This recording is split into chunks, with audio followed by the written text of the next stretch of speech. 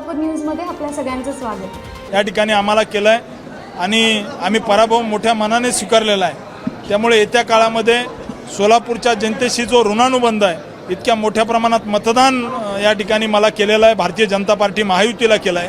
त्यामुळे आज कार्यकर्त्यांना भेटावं, संवाद साधावा म्हणून आम्ही आलो आहे।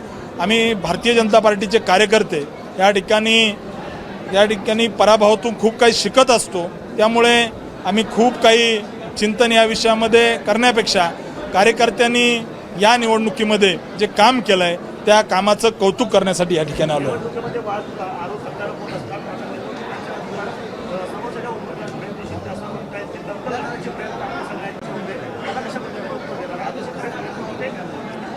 सगळ्यात महत्त्वाची गोष्ट आहे की पराभव हा पचवता आला पाहिजे, तसा विजयसुद्धा पचवता आला पाहिजे। त्यांना विजय पचवता येत नाही आहे।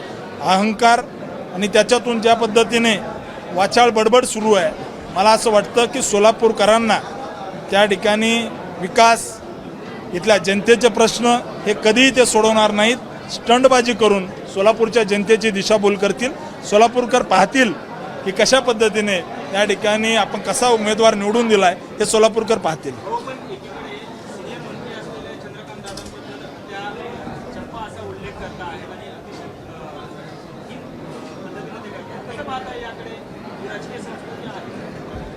आदरणीय चंद्रकांत दादाबद्दल जो त्या ठिकाणी जशा पद्धतीने एक अपमानजनक, अतिशय निंदा करावी अशा पद्धतीने जे बोललेलं आहे, याचा मी सर्वप्रथम निषेध करतो।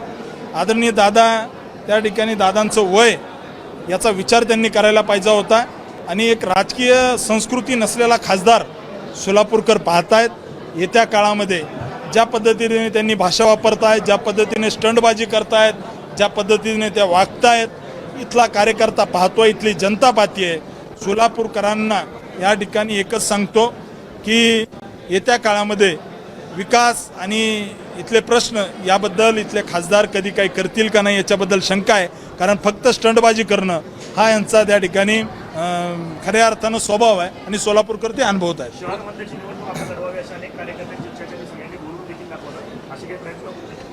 भारतीय जनता पार्टीचा कार्यकर्ता आहे आणि भारतीय जनता पार्टीच्या कार्यकर्त्याला या ठिकाणी भेटायला आलो आहे। कार्यकर्त्याच्या भावना कार्यकर्ता बोलून दाखवत असतात। शेवटी मी कार्यकर्ता आहे, त्यामुळे मी कार्यकर्त्यांना भेटायला आलो आहे। निवडणुकीचा वगैरे विचार, आज तरी मी माळशिरसच्या जनतेची सेवा करतोय, त्यामुळे मी त्याच्यामध्ये आनंदी आहे।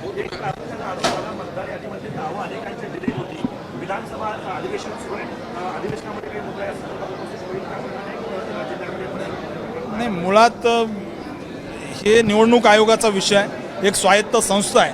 त्यामुळे येत्या काळामध्ये त्याच्यावर आक्षेप घेणं, त्याच्यावरती काम करणं हे भविष्यामध्ये निवडणूक आयोग करेल। आमचे कार्यकर्ते त्यांच्या निदर्शनास आणून देतील। तुम्ही असं म्हटलं भाषणामध्ये की हरल्यावर लाजू नये आणि जिंकल्यावर माजू नये, नेमका टोला कोणाला? नाही, हा एकंदरीत एक वाक्यप्रचार आहे आणि तो मी माझ्यासाठी लागू केला की हरल्यावर लाजू नये आणि जिंकल्यावर माजू नये। तो माझ्यासाठी होता आणि ज्यांनी समझने वालों को इशारा काफी है। इतना भी गुनाम मत कर, तेरी जीत पर, तेरे जीत से ज़्यादा मेरे हार के चर्चे हैं, हेच मी विरोधकांना सांगू इच्छितो। आणि सर, तुम्ही असंही म्हणला 45 वर्षांचा राजकीय इतिहास पाहिला असता, काम केलेलं आहे, तर बघू ते काम करतील का नाही, असं का ते काम होणार नाही? कारण खासदार झाल्यापासून स्टंटबाजी सुरू आहे, सोलापूरकर पाहतायत। आणि मध्यमध्ये आता काय रणनीती असणार भाजपची, भारतीय जनता पार्टी? कारण मध्यावर जास्त सोलापूर लोकसभेतल्या ज्या काही सगळ्या जागा आहेत, या सगळ्या जागेवरती मला सगळ्या मतदारसंघातून मतदान भेटलेलं आहे। त्यामुळे सगळ्या जागा महायुतीच्या निवडून आल्या पाहिजे, याच्यासाठी मी प्रयत्न करतो। माझं सोलापूर न्यूज या यूट्यूब चॅनलला सबस्क्राईब करा आणि बेल आयकॉन प्रेस करायला विसरू नका।